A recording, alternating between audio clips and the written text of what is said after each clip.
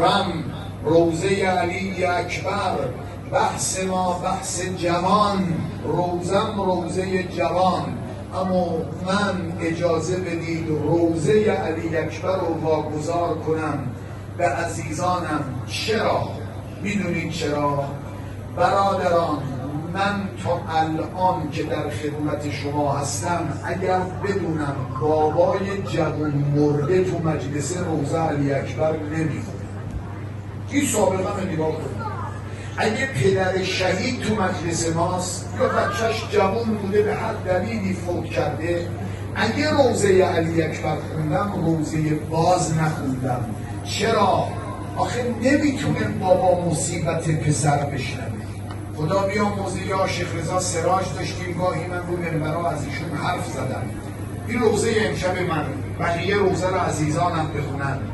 شیخ رضا سراج 7 سال من باهاش منبر میرفتم، تو روضه دومی نداشت، ساده روضه میخونم و پا منبرش مردم قش میکردن.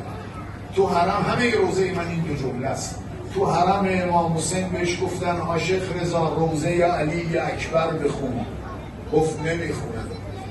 بابا شب جمعه است روضه علی اکبر بخون، گفت نمیخونم.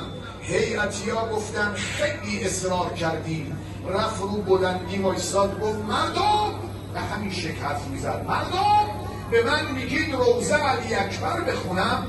من میگم نمیخونم. اگه میخواید روضه‌شو بخونم یه شرط داره. همه فکر کردن حاج آقا بلندگو میخواد، جمعیت سینه زن میخواد. گفتن حاج آقا هر شرطی باشه عمل میکنیم. گفت شرط من اینه اگه میخواید من روضه علی اکبر بخونم امام حسین رو از تو حرم ببرید بیرون. من جلو بابا مصیبت پسر نمیخوانم. حالا فهمیدین چرا میگم من روضه علی رو باز نمیخونم؟ باباهای شهدا شماها میدونید به سر ابی عبدالله چه آمد؟